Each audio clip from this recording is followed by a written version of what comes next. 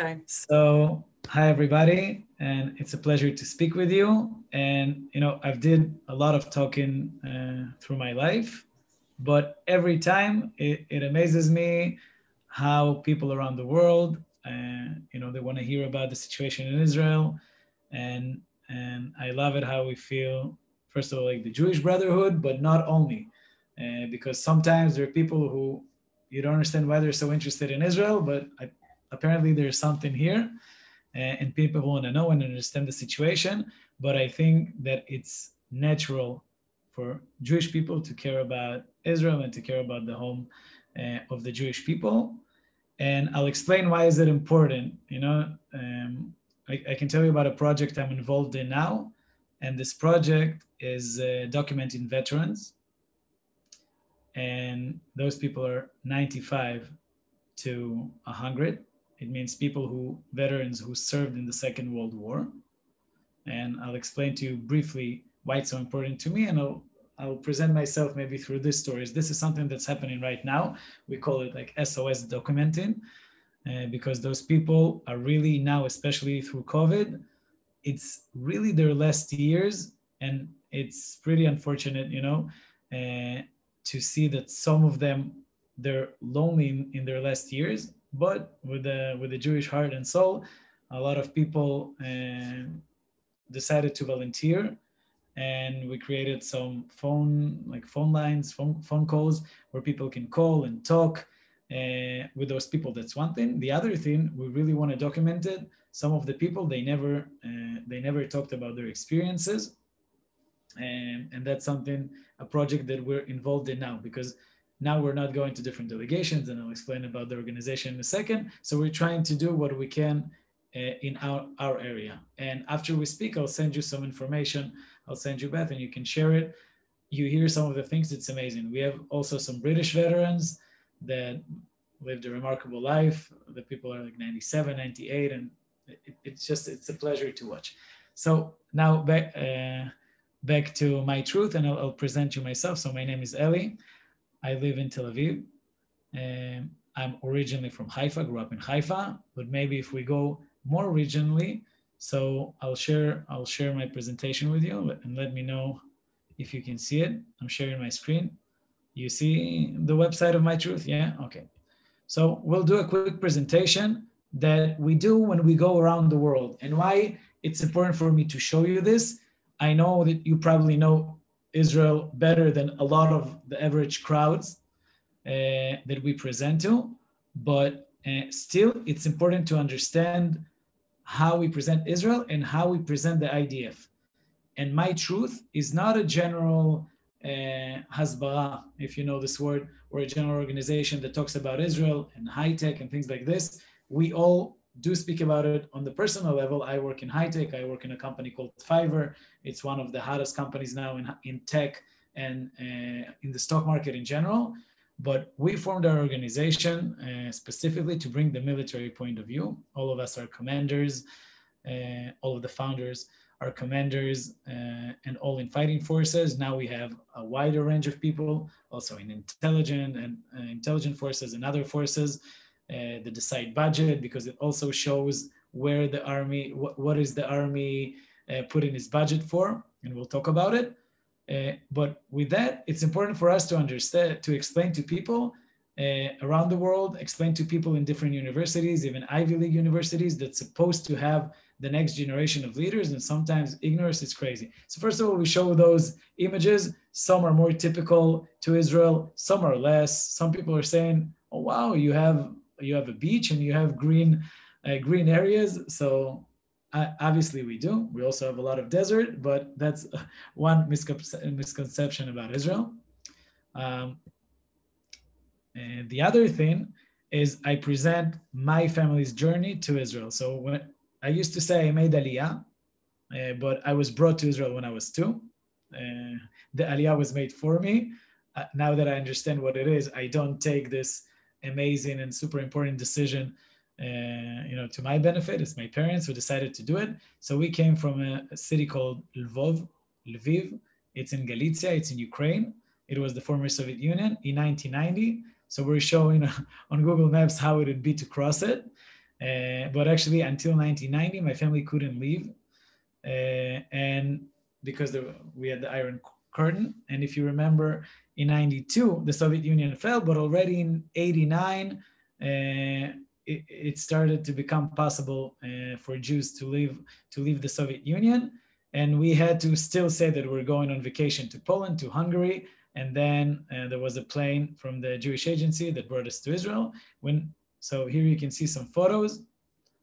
So that's me and my mom. That's me and my mom and dad. This is still in Ukraine. This is already in Israel, the moment we got to Israel. And this is Israel. So here is Israel. Here is the part of the West Bank, which is mostly under Palestinian rule. Here is Gaza, which is something very important to understand, because a lot of people, they don't have the differentiation between Gaza and Ramallah and Tulkarem and Nablus and Hebron. And obviously it's separated, and we're surrounded by Egypt, Lebanon, Syria, and Jordan. So here I present some photos of normal life, because a lot of people still, which is funny, they don't understand that we live normal life. And here is Haifa. This is one of the areas where we used to hike a lot. And when we speak, and we speak a lot in churches as well. So when we speak in evangelist churches, so we say that here you can see Mount Megiddo. So we have a prime seat at the scenery when and if Armageddon comes. So this is a beautiful area on the Carmel Mount called Muhaka. And another thing that people don't understand, especially I traveled a lot around the world. I went through all of South America. I traveled in Southeast Asia. People think that Israel is such a huge country. It's important to remind it that Israel is 1/6 of 1% of the Arab world around us. And what is really, really, really exciting about the situation now in the past months, that entire parts, so we have those small but powerful parts, and also those parts are going to normalization with the Israeli state. And a lot of the times our military concept was that we're fighting against our neighbors, we're fighting us, but backed by so many powerful countries. But now we see that there's more countries that really do not want to fight Israel and actually want peace, and also are scared of this country here, of Iran, which is not Arab, it's Persian, which is the difference. And then after we present like normal life in Israel and within Israel, and I'm sure, can I see your hands, maybe how many people visited Israel? So more or less everyone. Did you come on a delegation, like all of you, or each one came separately? You can write, you can tell me. Oh, lots of times, holidays, organized trips, different things, yeah. Simchas. Great. Okay. So also I figured, and I know that you're connected to Israel and you're more in contact, but those images, even though that I've seen it with my own eyes, and still when I look at this, it's really terrible, but it's important to show it. So those are kids in Gaza, Hamas, and kids in Gaza. What? Okay? And things don't work. Just if you guys can mute. It's WhatsApp. That's why you can't do it. So when we live in a country that has normal life, and you all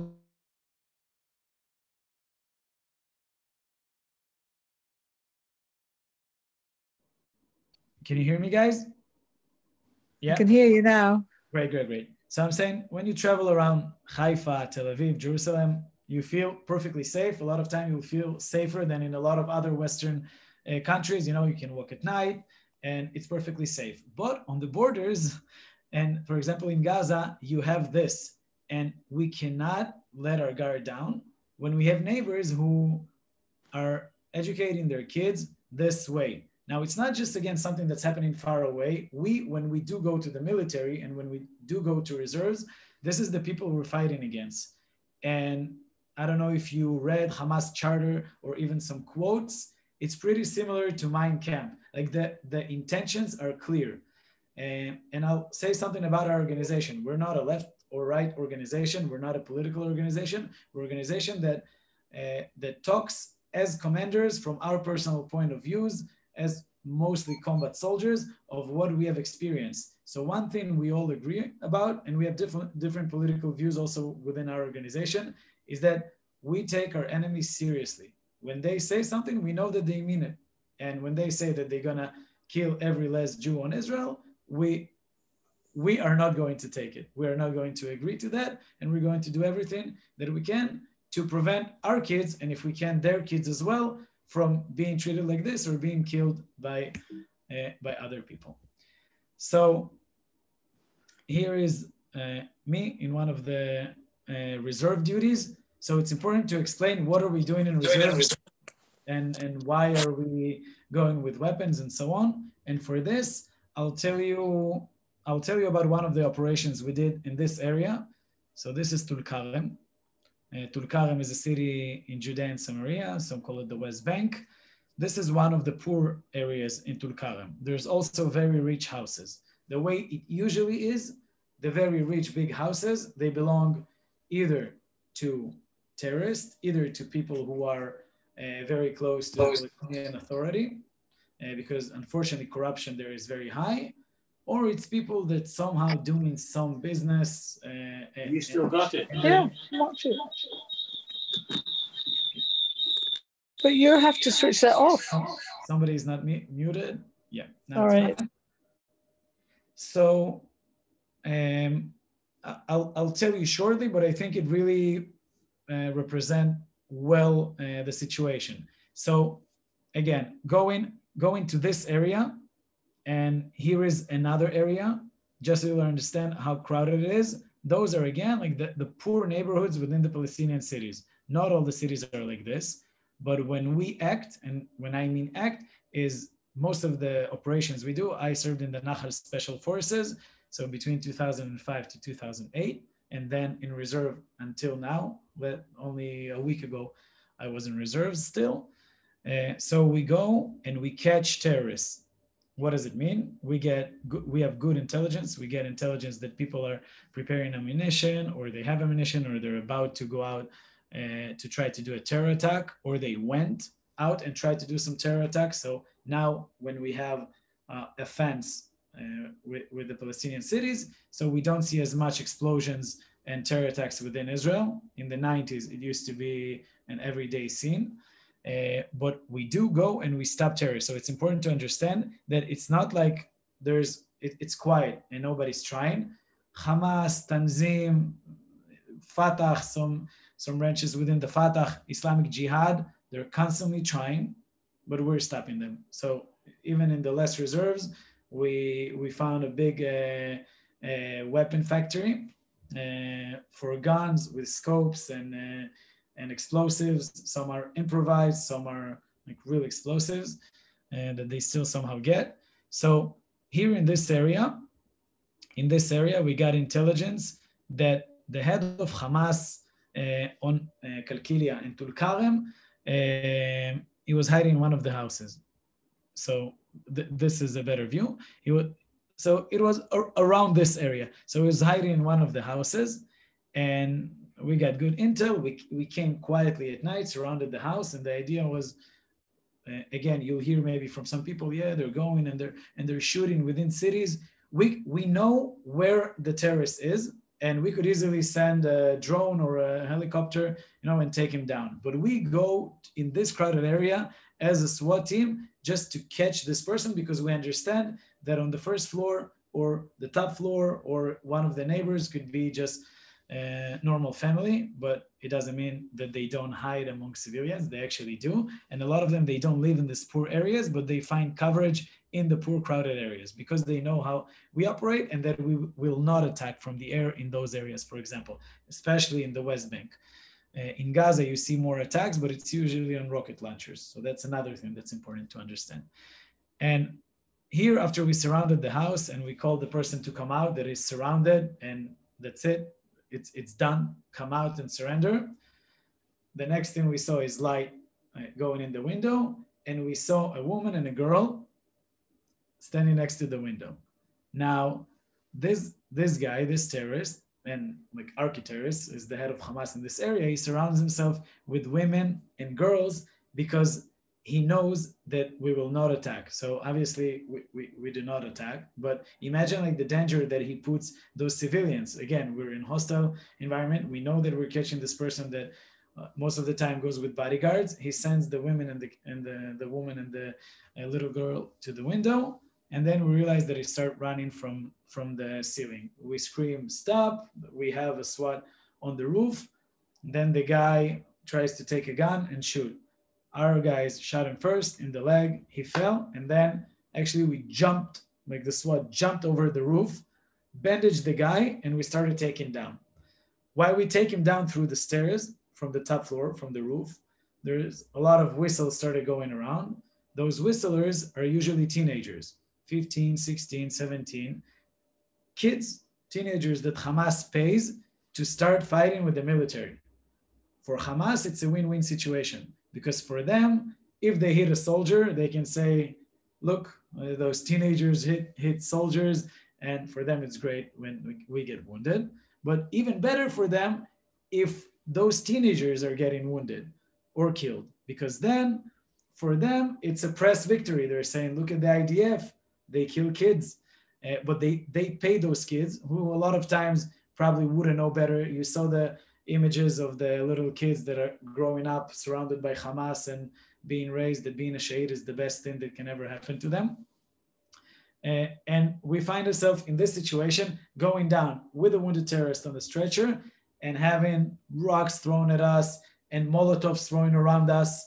And sometimes it's really more a matter of luck and a decision because we see who's against us. So we made the decision not to shoot in this case.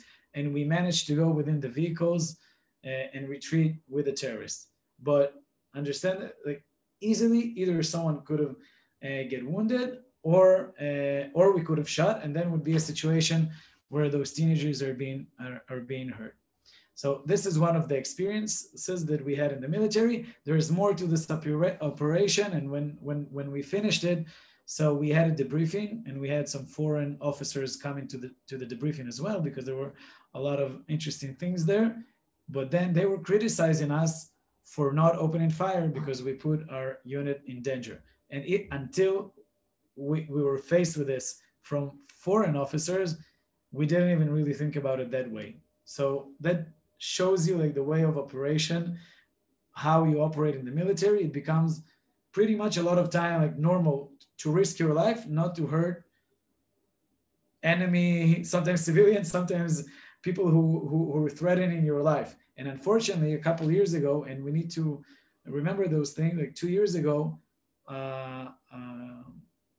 combat soldier in a special unit, when they came for an arrest, he was killed from a huge rock that was thrown at him from the rooftop.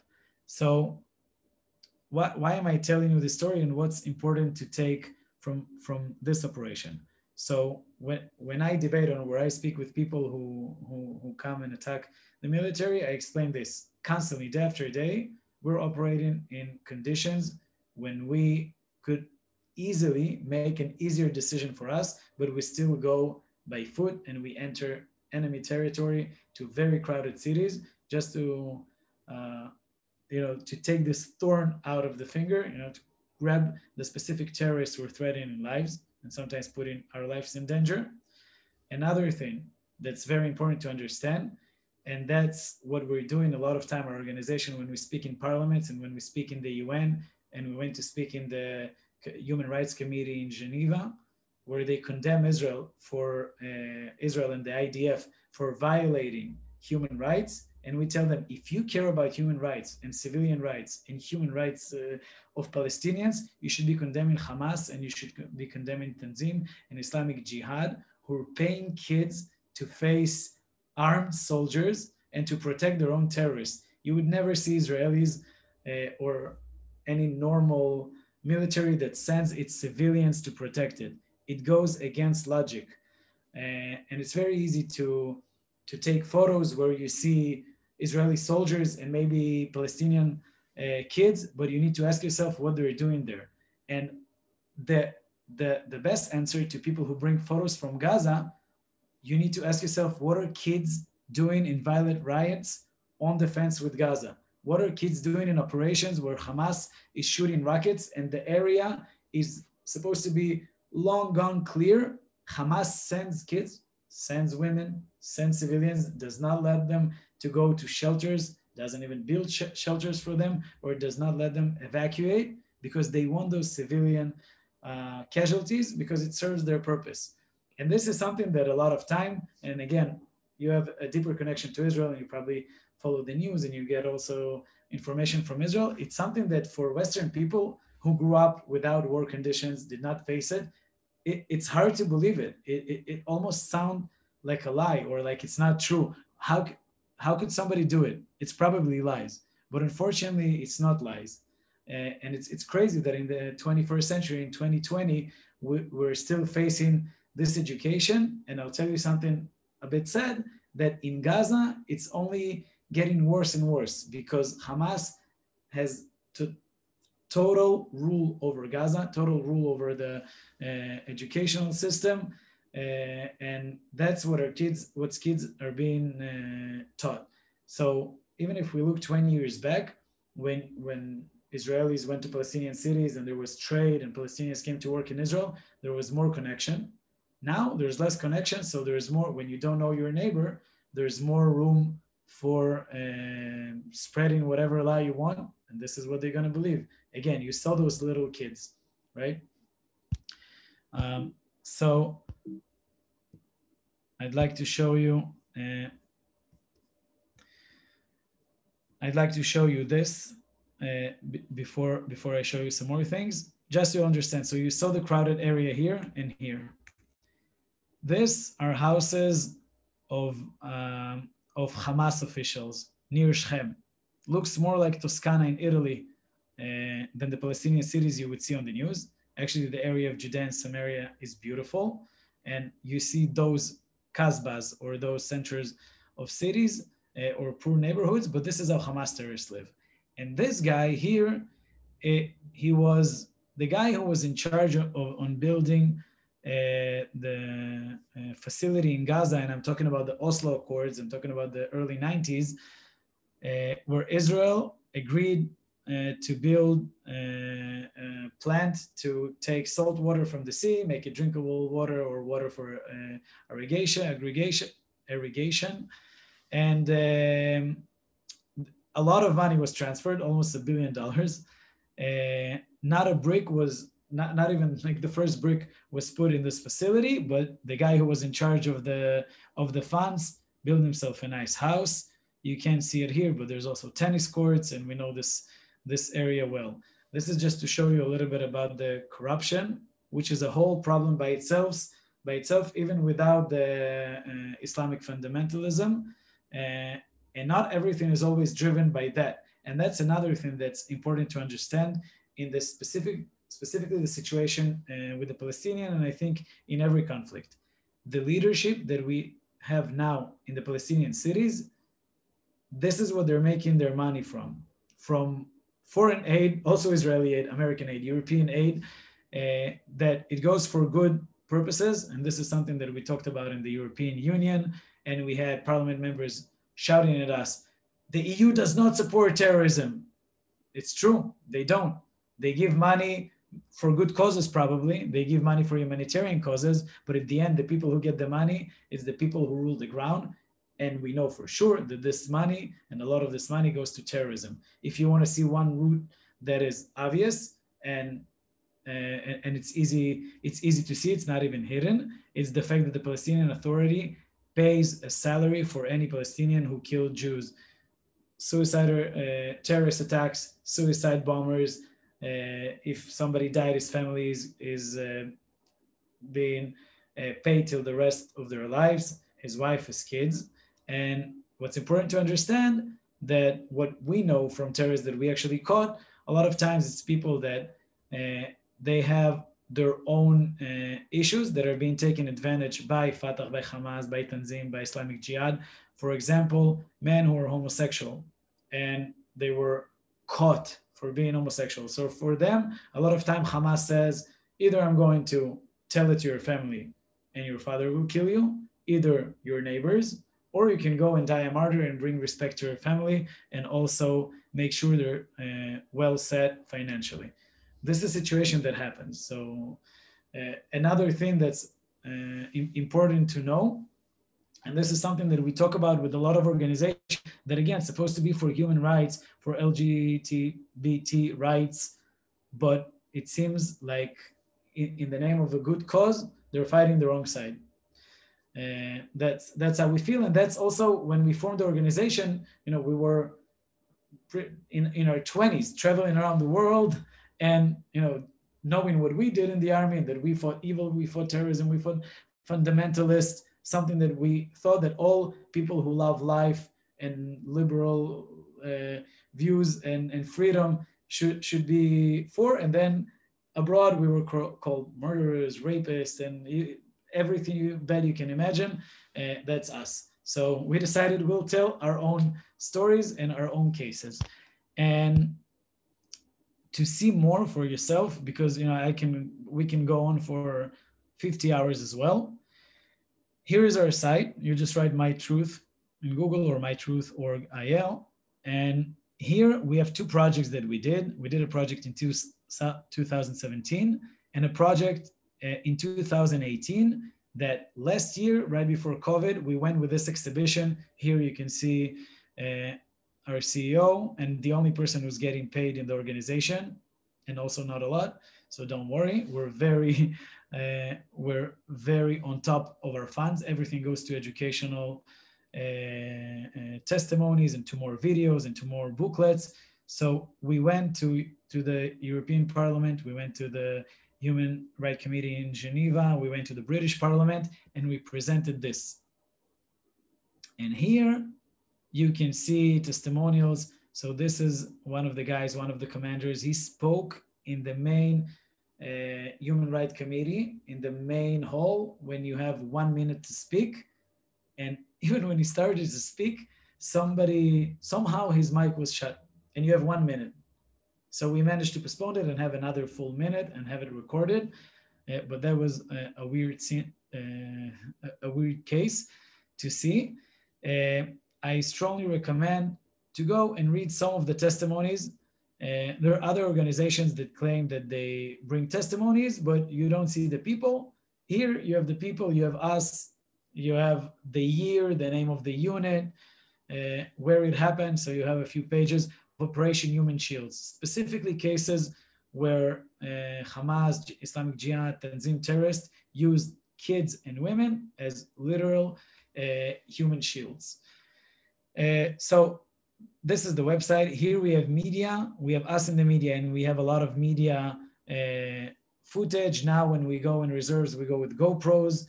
So we don't have copyrights on anything. We let every organization, and you guys as well, if you're speaking somewhere you need materials, you can first of all contact us. We probably have more or less any situation documented, and you can use it.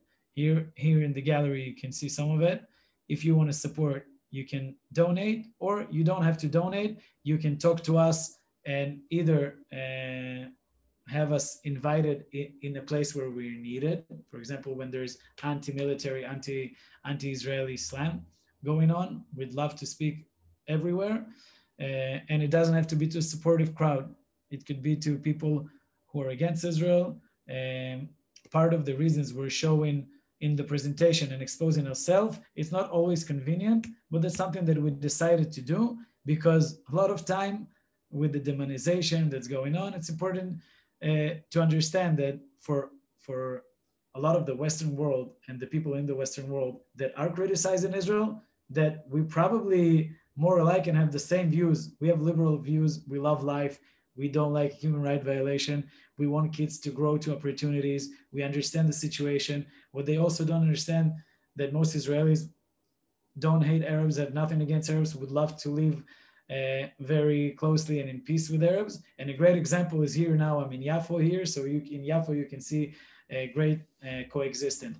And also another thing that's now, it's important to explain with all the anti-Israeli, anti-military claims that this issue specifically with the Palestinians and with terrorists, because again, it's not with all Palestinians, it's with terrorist Palestinians, that's not what's going to prevent peace, because a lot of countries already start to understand it. So we have peace with Jordan, with Egypt, could be better, but still it's peace. With Saudi Arabia, there's more and more normalization. With Qatar, there's more normalization. With Bahrain, it's becoming like really peace. And also with the Emirates, it's peace. There's already Israelis there, already delegations. Another thing that's important to understand, I can tell you that I myself, I'm involved with, it's called the Chamber of Commerce for Judea and Samaria, where Jews, Israelis, and Palestinians are doing business together.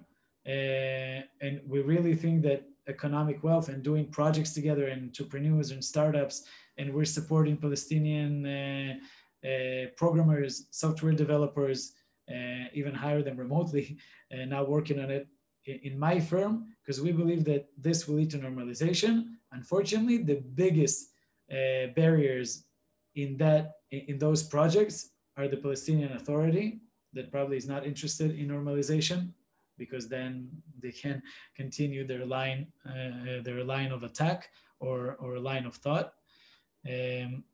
So that's like in large a little bit about the situation and why are we still doing what we're doing. And I don't know how much you feel that, but I can tell you that last year we went to universities in the States, and same way that it was also 5 years and 10 years, no, but like 5 years since the BDS grew stronger. There's constantly students, Israeli students abroad, Jewish students in some places abroad that don't feel comfortable, think twice before they say they're Israelis or even that they're Jewish. Also in some Ivy League universities in the US and not only Ivy, generally in different universities around the US. And you have BDS resolutions. So we're there mainly to give the people who are there the facts, the information, so they can tackle it, because we can come and help, but we're not the ones who are abroad a lot of time, you can say, like fighting Israel's or the IDF's war against lies and different things that are going on. So that's it on my side, and I would love to hear some questions or read some questions and answer and hear about situations that you encounter and things that you would like to know. If you can just unmute yourself if you've got a question to ask Eli.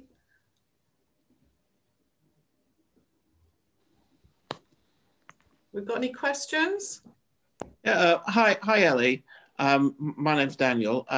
Thanks for your interesting talk. I know you just pick up on one thing. You mentioned that you had when you were on an anti-terrorist operation, you'd have a debrief with foreign officers.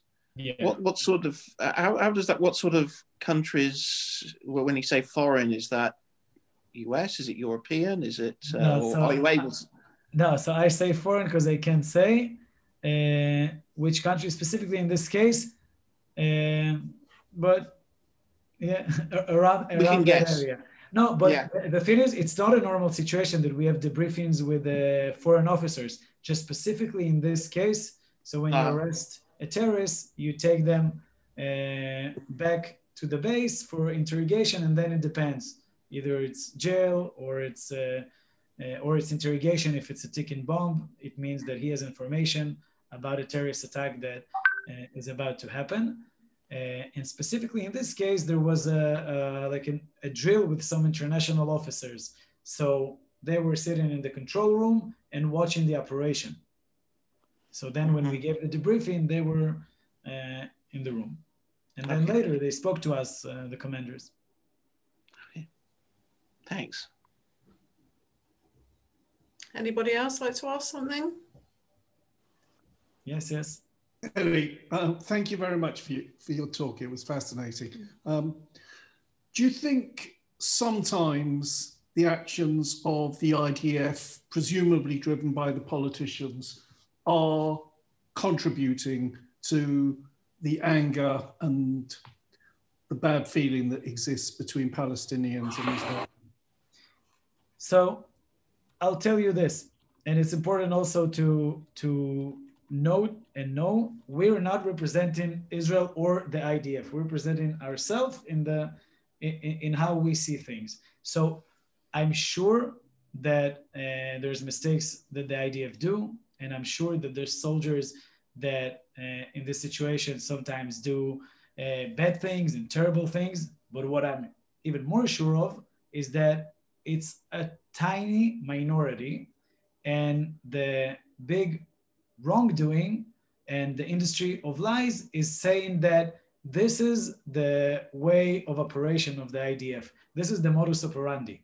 And it couldn't be farther than the truth, because there's several mechanisms and systems in the IDF to make sure nothing like this happens. And if something happens, it's investigated by the IDF right away. And it's on the way like higher level than people think. So we as commanders, we go through debriefings to identify maybe a soldier is in a bad situation. Maybe he wouldn't be at his best, not even just maybe he's too tired to carry an operation.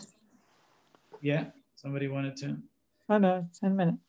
So, okay, so is there things that are contributing? I'm sure, yeah, things, sometimes there's different actions that are like in this specific occasion are bad or wrong, or people could make a better decision, or people made a bad decision. But the fact is that it's a minority, and when something like this happens, it's being condemned by the military and also by the general population in Israel. That's one thing. If there's bad politician decisions, I'm sure in every war we had, in every situation, politicians don't take the best decision constantly.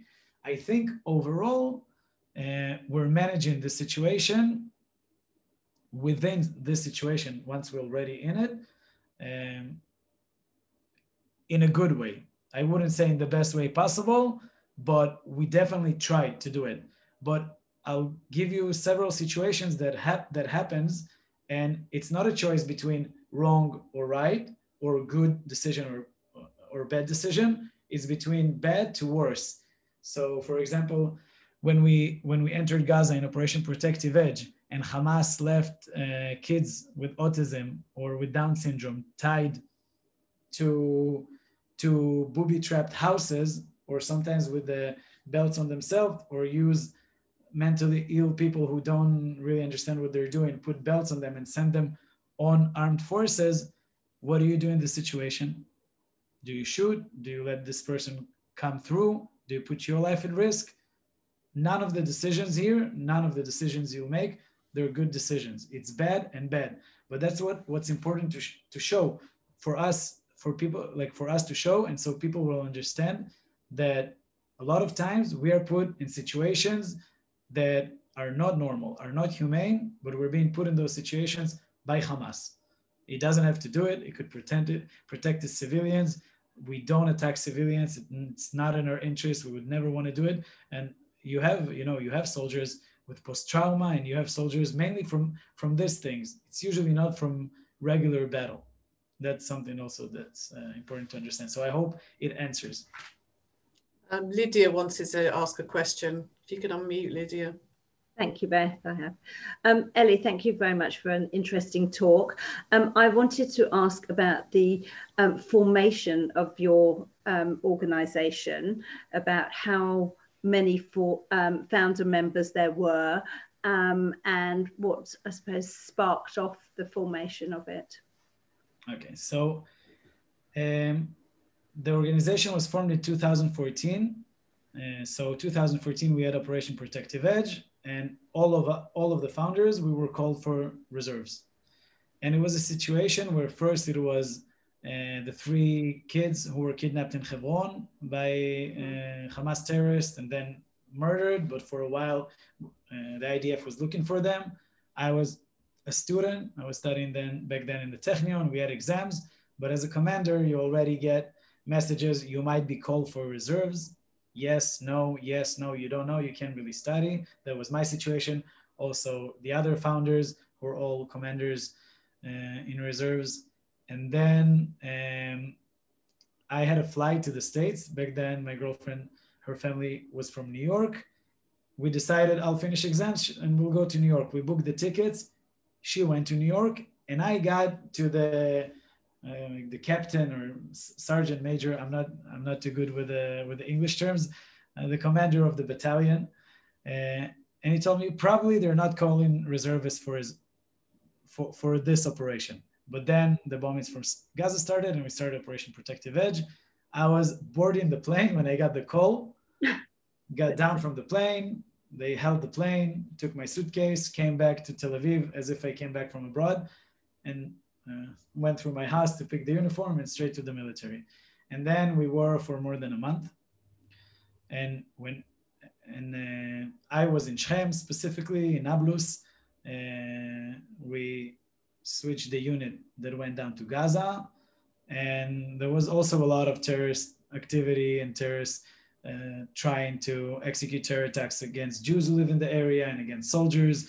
So after a month in reserves, we come out, and each of the founders were in a different situation in different units, but almost all of us were in special forces.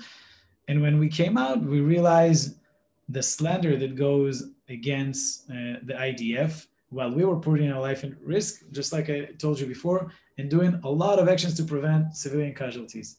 And then we said, okay, so we're getting those reports and those condemns from the EU, from the Committee of Human Rights. So we said, we'll tell what we've seen. And it started with a Facebook post of the founder of Avichai, Shoshan, our CEO, who said, this is my truth. And he described several situations that he faced.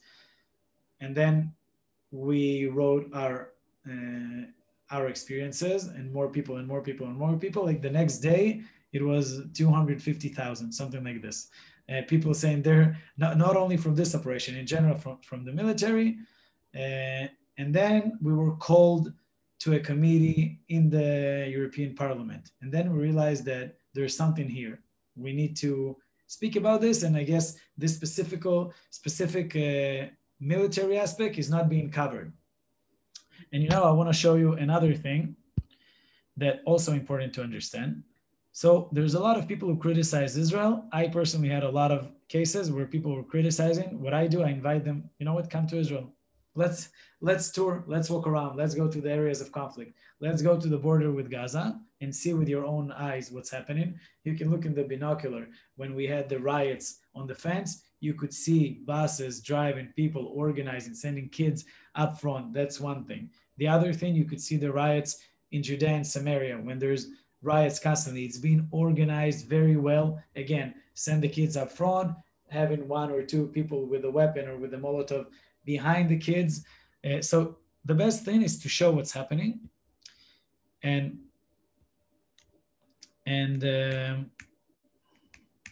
let's see if I can find it. Here. So another thing that maybe I didn't mention, but it's important for me to tell you. So I talked a little bit about asymmetric warfare, right? That we're fighting in an area where civilians and kids are being used against us. Another thing that's unfortunately is happening is with journalists or people who get the journalist badge, and they're actually by law immune, but they're using it to either sometimes hide terrorists and drive them in their cars, and that's happened several times. Ambulance vehicles that drive terrorists in their cars, and again, people who hide as press. So we realized that people don't understand and don't know that these things are happening. So when we formed the organization and started speaking to people, we said, maybe we should just show the obvious, something that we know, people who served. So we started taking photos and showing it. And this was also like one of the first things we did when the organization was formed. And then we said, we'll go to areas where there's no pro-Israelis, like different parliaments, and specifically talk to everyone whoever wants to listen will gladly talk, because we know that truth is on our side, and it's easy, we can show it. And so that's more or less about the organization, how it came about, and what do we do. And by the way, some people say, why do you go to those committees in the European Union or in the human rights or in Geneva?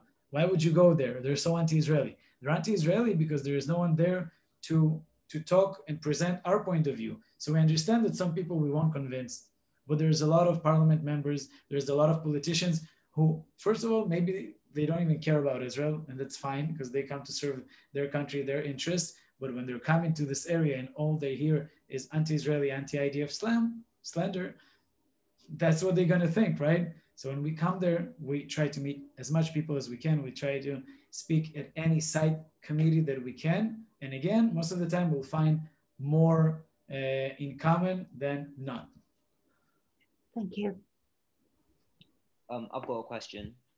Yes. You mentioned how that you've worked with Palestinian startups to, fund them, help them for their cause, which I thought was great idea.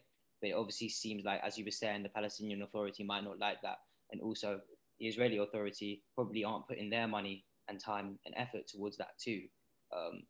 The Israeli Authority is putting. There's a lot of initiatives like this, yeah. Yeah. So what can be done?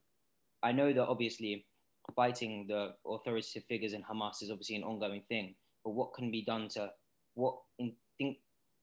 similar things like that? What other similar things like that can be done right now to bring people together, which people like us don't really hear about as much? So before Corona, now there's actual problem with borders, right? So with Corona, it's a problem.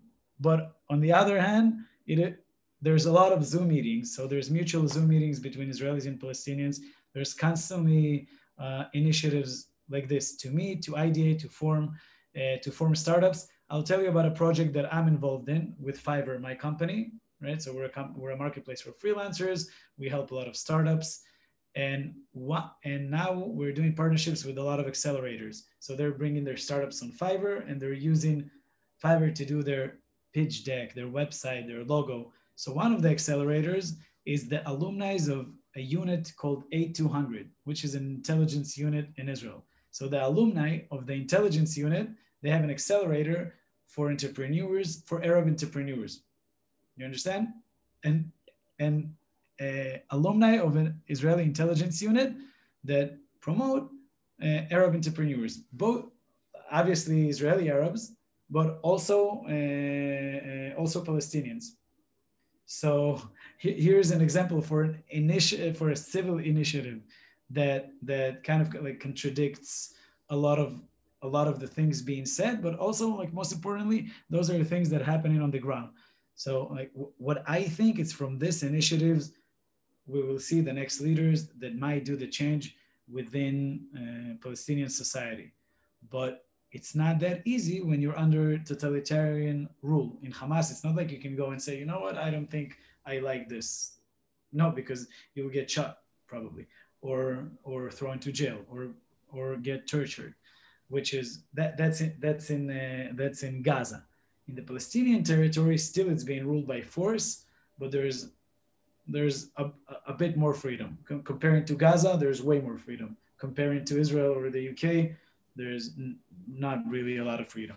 A lot of people are afraid to speak, but again, it's also more complicated than this, because the Palestinian territories, like in Judea and Samaria, what's happening in Hebron and in Jenin and in Nablus, it's not the same. In some places, the Palestinian Authority does not really control.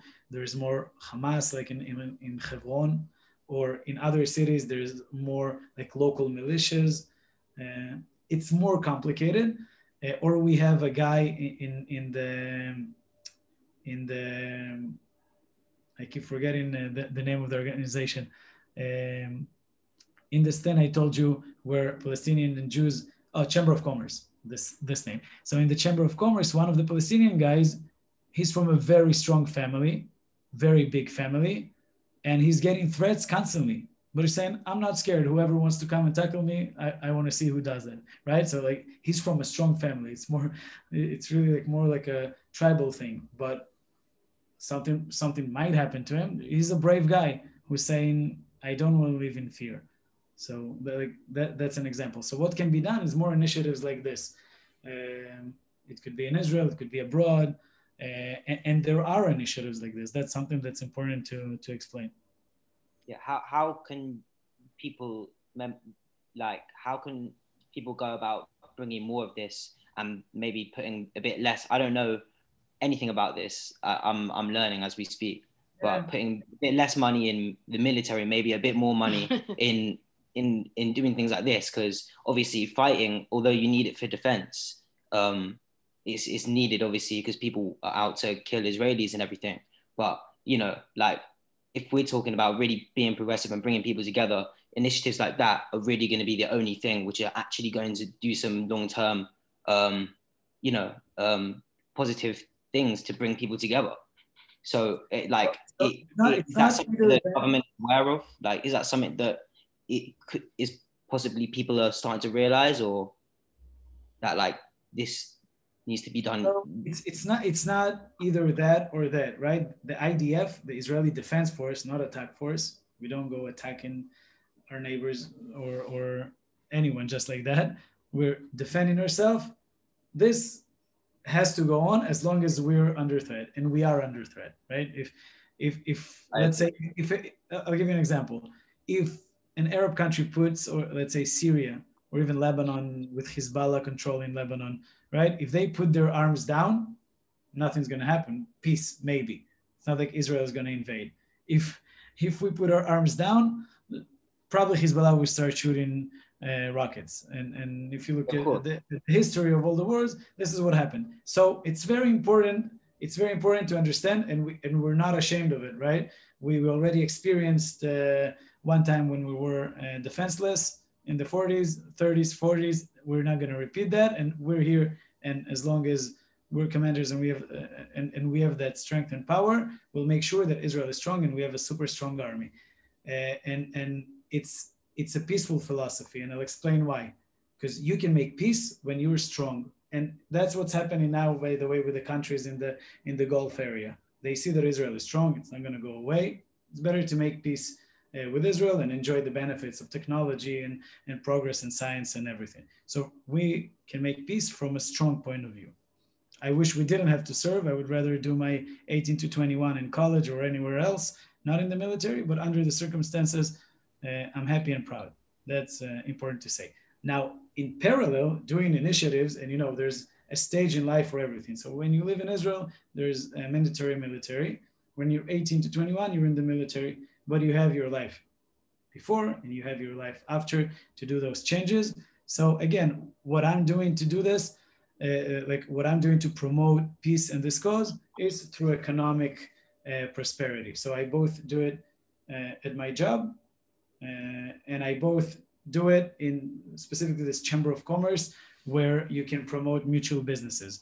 To tell you a specific initiative, if you want to donate or you want to participate, you can look online, but write Palestinian-Israeli peace initiatives, you'll find a lot of things.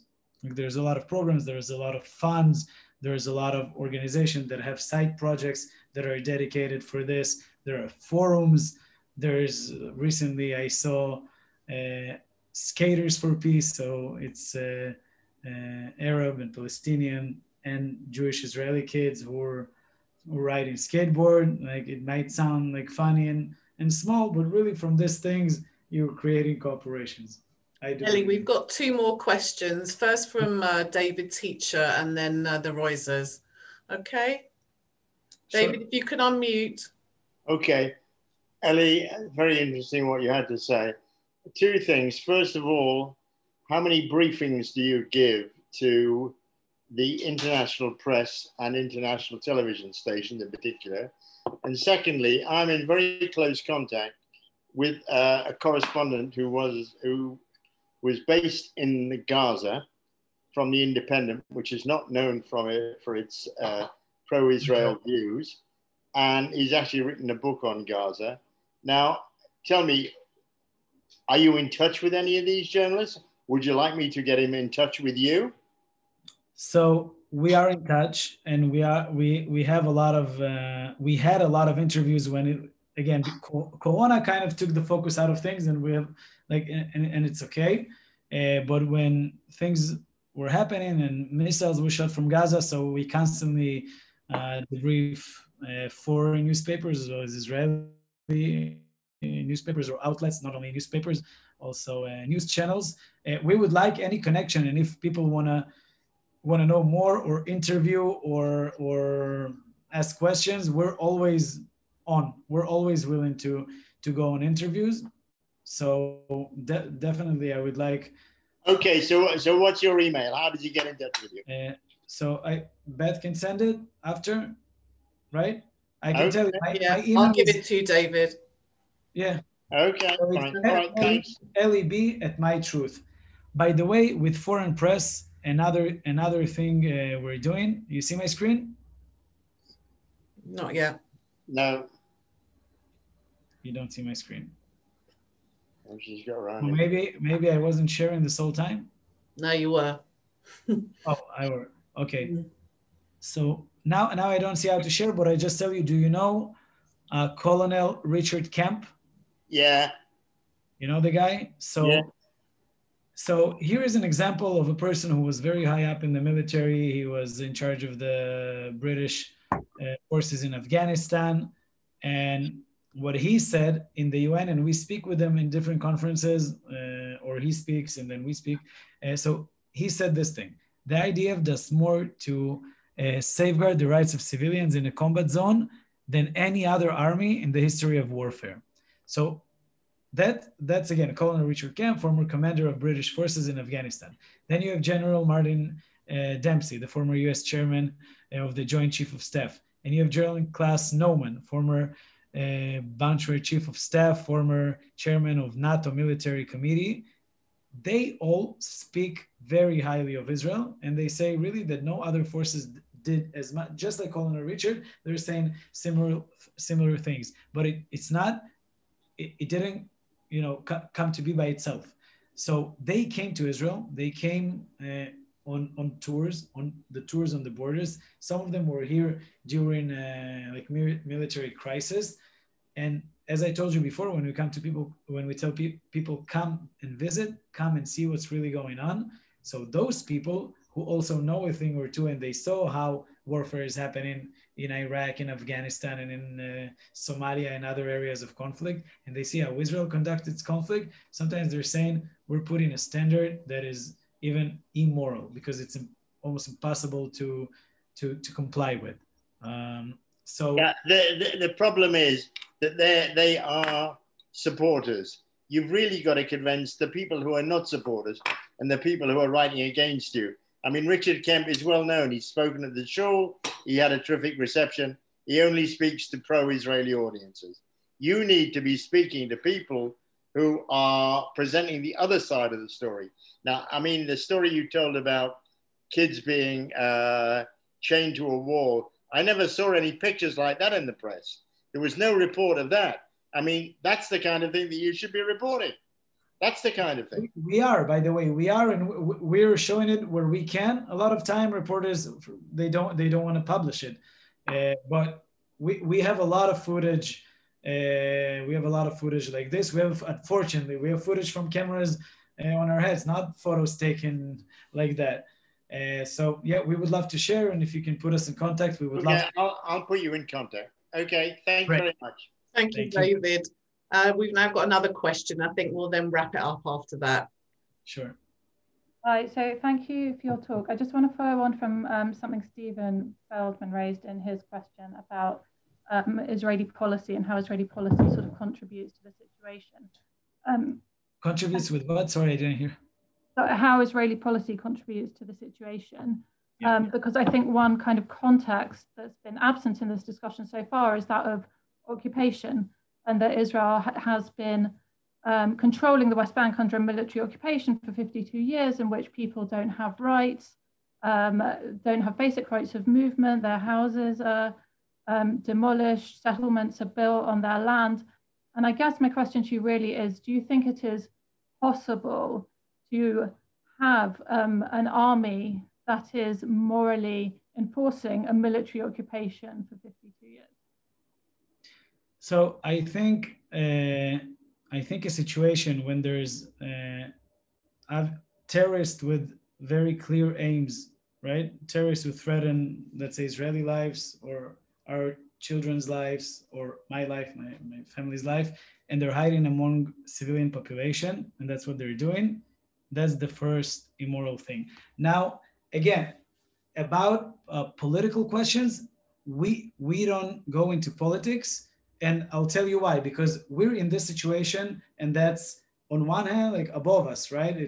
It's the unfolding of history, and now when we're in this situation where when we're going in, we're going after terrorists. We're not going to catch kids, or we're not going to catch innocent men who did nothing. But because you mentioned it, I'll tell you my views on it and why it's correct to say some terminology.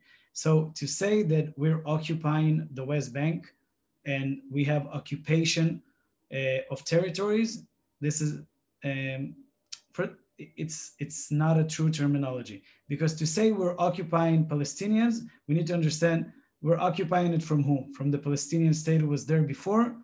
If you want to go back, that this area was mandated, right, to be part of the Jewish state. Later, the British mandate, they changed it, and when they were leaving, so the UN decided on 2 countries. Israel said yes, the Arab world said no, and they said we'll demolish and kill all Jews in Israel. That's the Mufti, and then Haj Amin al-Husseini, and then Kauji and their military. They said to, you can hear me? Yeah, okay, right? So the war of 48, it wasn't a war of, it was a war of either we're demolished and they said we'll finish what the Nazis didn't, and we'll dance on the blood of Jews, things like this. Israelis did not start the war with the Arab world. But even after that, when there were wars within Israel, within now Israel, there wasn't really the separation between Palestinians and Arab Israelis. The ones who were within Israel became Arabs.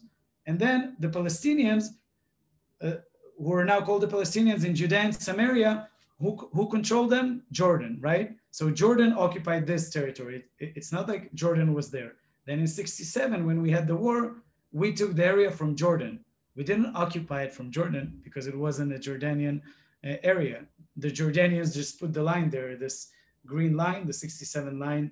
They put it, you know, it was determined as the truth, like the seas of fire in 48, and then 67, and then after 67 we took this area, right? But this, so first of all, this is this is the facts. So to say occupying, you need to occupy it from someone. And now with the fact that there's Palestinian civilians and there's military rule, or the military rules area C, which is not inside the cities, it's a situation that's the army is within this area from 2000, right? From 2002. After we went on an operation to stop terrorist attacks that were constantly happening in Israel. So if we could, we wouldn't be there, but we're there as long as there's terrorism against Israel. Now, to tell you that it's a perfect situation, I wish not. And to tell you that there's no like an effect of a snowball when there's constantly anti-Israeli propaganda, when kids in school they learn that all of the bad things that happens to them is because of Israelis and Jews and so on, and a lot of anti-Semitic terminology. There is an effect of a snowball, but I think the change needs to come from within Palestinians, because in Israel, people do want peace. I want peace. I would love to live in peace with Palestinians, but that's not the situation. So I hope it helps. Like, we can do only what we can do. We can't change Palestinian education. We can change incitement that's going on from kindergarten to school to university and so on. So I hope it answers Or maybe if not, you can ask something more specific, because you said a lot of things. And when you said their houses are being demolished, the only houses being demolished is houses of terrorists who went on terror attacks against Israel. Or which houses? You're talking about where? Tell me. You're talking about punitive demolitions, which are a form of collective punishment that's illegal under international law. But I was actually talking about demolitions of houses in Area C that are demolished for being built without a permit, whilst it's impossible for Palestinians to actually get a permit. So you have Palestinian cities like Wabi that are being built. But again, like, to go into political, even in Israel, people don't agree about it. Like, I could argue the same way with Israelis, it would be on the right side of me and on the left side of me. So here it's like a political, like, I'm not protecting Israel, you know what I mean? Like, it's not like I agree with everything Israeli government does. What I talk about is what we do under the situation where we are. And should we go and protect, like, our people? Definitely.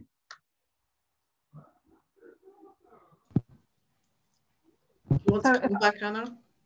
I'll just say very quickly, the point I was trying to make was not that any individual soldiers like you or any other people are doing immoral things. I was just trying to make a point about the wider framework, about the work that you're being sent in to do.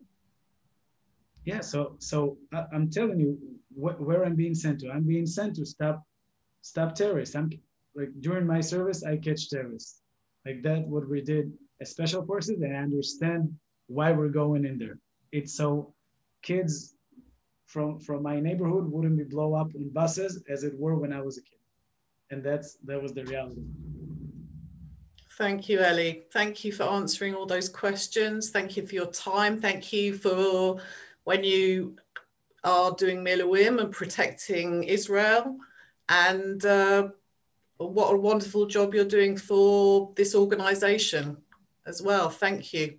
Thank you from everybody. If you'd all like to unmute yourselves and give him a round of applause. Okay. And hopefully when borders are open, come visit.